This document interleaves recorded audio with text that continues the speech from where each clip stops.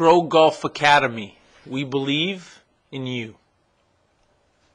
Hello, welcome. Thanks for tuning in to check out the last video in our series on my basic roadmap. My name is Dario Groe, and I'm the head teaching professional at the GroeGolf Academy. All right, so we're talking about takeaway today. Again, here's Aaron Badley. I'm going to pull up my website for you guys. Those of you that are just tuning in, don't know where to find me. You can find me at GroeGolf.com. Done. All right. So take away. Right. First thing that happens. First thing that happens in the golf swing, or first dynamic movement. Yet it's the last thing we work on, or the last thing that I work on. Why?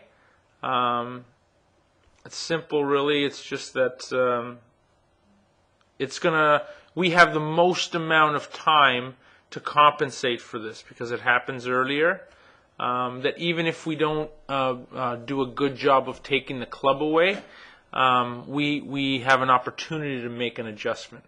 That's not true with something like club delivery or impact or load, right? It's closer to the moment of the strike, or post impact for that matter. It's on the other end. Still, it's closer to the moment of the strike. So it's a little more important. It's a little more urgent to deal with. But that doesn't mean it isn't important. And sometimes when someone's doing something that's really affecting them getting somewhere else, I'll have to readjust the roadmap for that specific individual until such time as we could get them in a better or decent place, and then we sort of go back and carry on where we left off. Okay, but in my roadmap, again, in the general sense, it's the last thing I like to do. All right, so let's draw our swing plane. You guys will remember that from club delivery. And I was going to do that in a different color, so let's clear that up. All right. So there we go. And of course, I took my website out of there, but oh well. Okay, we're really not going to need to. Well, we will. I'm going to do some stuff here. I was going to say we don't need this face-on view, but that's not true. I didn't purposely lie to you. I just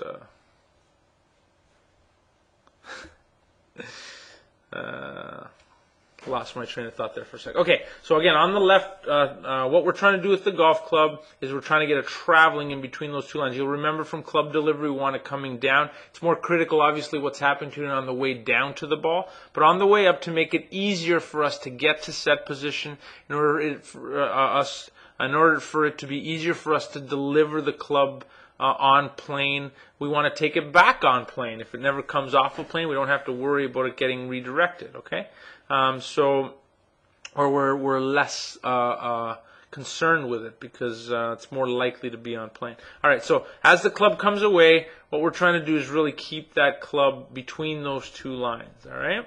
So when we rotate from the chest or rotate from the shoulders, if we were never to hinge our hands or fold or create that lever, then that club would continue to turn on the bottom line here, or the shaft plane line.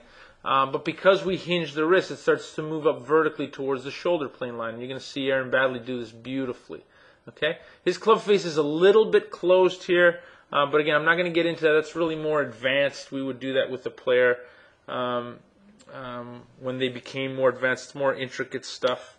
I'm not getting into it here, but his club's a little bit shut, but right on plane. Okay, so the club moves up between those two lines as he folds. You can see it. It's perfectly down the center. Nice place to have it. You know, my feeling is it's a little upright, but again, very close to where we want. It's very easy. This is going to be a very repeatable motion. This is why he's so successful. So that's it. The club just travels along that line. So I'm just backtracking, but that's his backswing. So we could show it to you again. Okay, you can see the body does very little. It's just rotating around. We've talked about what the body does, and this is just as long as we do that with the body and we subtly use our hands to keep the club in position, it's going to travel on that path. Okay, and we've established again a lot of this with our body movements in some of the earlier segments. Okay, but that's how and where we want the club to travel on the way back. From face-on view, I'm going to need bigger, and we're going to use red. So bigger marks, and we're going to use red. All right. So what I want to do is I want to take your attention to 3 points when we talk about the takeaway, and they are the club head, the hands, and the hub or the center of the chest. It's actually up a little bit higher. Okay. I'm just going to draw it up a little bit higher. Okay, but it's basically, that's what I call it. That's really in the back. The hub of the golf swing, what I call the hub of the golf swing, is basically the access point. But I obviously draw it in the front, but it's in the back. Okay, but again, draw your attention to these 3 points. And what you're going to notice here is how they move together. Okay, and what he's doing as he turns, again, and this was established in some of the movements that we talked about when we talked about load. How we got there, and this is more specific. But you can see here that there's the hub as he rotates around the center. Right. What's furthest away from the hub is obviously going to move more than the hub itself, where it's just rotating. So you can see those dots are very close together. The hands are a little bit further apart, and then the club is obviously further apart. And then as we continue to go, you'll see that a little bit more. Right? Very little. The hub's not really moving. Just turning. The hands are moving, and the club is getting further. As we start to create our lever and create a hinge, again, a subtle movement. Aaron Baddeley shows us a very subtle movement here, which is again very effective. No quick, abrupt movements. Very subtle. What you'll see is this. Space here increase in relation to the hand movement, and that's because the body moves very little, but the club moves quite a bit because of the hand action. And again, that allows us to create maximum energy with the least amount of movement. So we're going to hit it further, and again, the little movement means we're going to hit it straighter as well.